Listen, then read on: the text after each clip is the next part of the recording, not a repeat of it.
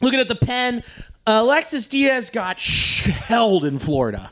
He just had 3 earned runs, rough outing. But then he had a good one. He settled in against the Rocks. Emilio Pagan gave up a homer on Saturday, but he had 3 saves this week. At this rate, looking like Alexis Diaz is not taking the closer's job away from Emilio Pagan anytime soon. No way. None. Not until he earns it.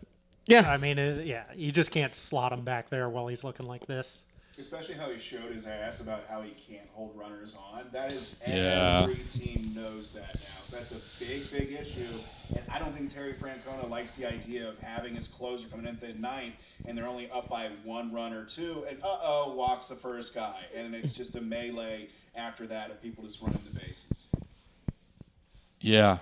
I mean, look, Alexis has been, I feel like we're hanging on to a version of Alexis Diaz that really is not reflective at all of who he is and how he should be viewed. He was an all-star in 23. Sure. For a few months of, it's a midseason award, going to the all-star game, and he had a great first half of that season. Yes. He struggled in the second half of that season. He struggled all of last year.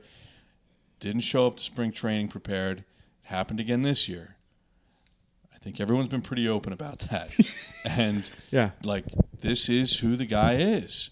And I don't think the closer spot is particularly controversial or really even an interesting conversation as it relates to I don't want to. You're bored? I've had no. I'm not bored with it. It is an interesting conversation because if he was who he could be, if he was who you hoped he would be, this team just sets up so differently. I think Pagan's been solid. Yeah. I think Tony Santian can be a closer when needed. But I think this bullpen would just be so much cooler if those were your 7th, 8th inning guys, and then you just had a lights out early 2023 version of Alexis Diaz. But that's not what you have. No. I don't know if we're ever going to see that again. And people just seem to keep holding out hope. And I think this is what you're going to get from the guy. He's going to be in relatively low leverage situations. Yeah. Sometimes it'll go well. Sometimes he may even keep you in a game. You might need him in an extra innings game, and he'll deliver for you. Or maybe you get beat in that scenario. But this is Alexis Diaz. Yeah. And I don't think we need to worry about even considering him as an option at closer until he strings together some solid outings, which he has not been able to do yet. Yeah. Jake's on Team Ashcraft. Yeah. Oh, yeah. We're past the point where we can blame Diaz's struggles on the nagging hamstring injury. At Yep. this point, it is purely results based. He's proven that he's healthy and that he just can't pitch right now. Yeah. He just has zero control. Yeah. Because we described his mechanics, and this is a very elaborate, data-based, professional baseball podcast. We compared it to that guy with the piano who smashes the plates, pulls the lever, plays, and all of that machine with the horns and stuff. That is Alexis Diaz's motion. If he forgets to smash a plate or play the horn, and then he's got to play the D flat on the piano, if he misses any part of that, it's all out of whack, and he can't pitch, and he's clearly going through that right now. Yeah.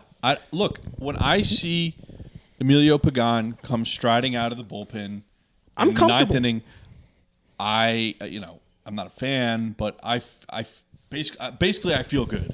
I feel I feel like there is a certain level of certainty about what you're going to get from him. Now, that's not to say he hasn't had hiccups along the way this season, but you know what? From what this, when Alexis Diaz, when that issue was really flaring up and you really didn't know what you were going to, everyone's hair was on fire about the closer's role on opening day, and especially after what happened on opening day. But, look at some of the problems that, teams we think are good are having with their bullpens right now. You've generally gotten good end product and good results and good performances from this bullpen with a couple exceptions. Yes. The fact that the Reds don't have a definitive answer at closer, and even though Emilio is starting to look like that answer, like the fact that that problem exists, you've seen it. Yeah. You saw it on opening day. You saw it against the Giants again when they should have swept that series out there. And then you saw it in the series finale against Seattle before they went on this road trip. Yep. But I'm willing to live with that stuff. And Emilio Pagan was on the mound for 2 of those incidents. I'm willing to live with that from him because I trust the guy. Yep. He's been there, and I don't think the bullpen is that big of a problem. It's not a big problem right now, and I agree with you. He's only blown 1 save. He's 5 for 6. Yeah, that's still a pretty good rate. And then you look and you're like, okay, if you want someone that you're playing you're shutting off the lights, you're giving them a walkout song, and shit's blaring in the ballpark, and Redzilla's leaking oil, all that good stuff. We're sacrificing a goat. All the things you need to have an elite closer.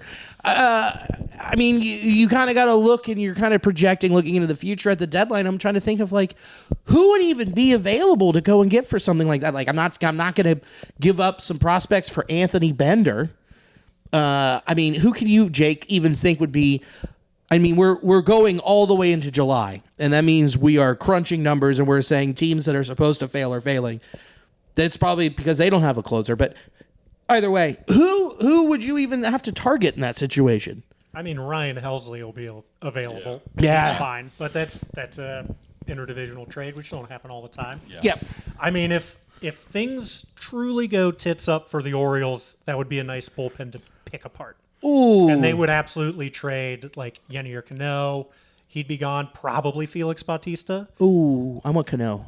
I'll take either of them. And then outside of that, that's just too early to know which teams are truly going to be ass. It looks like the Royals might have regressed a little bit. That offense is atrocious. Yeah, go get Urseg. Yeah, I mean, there will be bullpen arms. There always are. Yes. That's the one thing you can count on at the trade deadline. But it just depends on how much they're asking for and how much you're willing to pay. Yeah, I mean, maybe this is the trade deadline that the Guardians finally move on from Clase. He's struggled to start the year. Cade Smith is ready to take over that role. I mean, Yeah.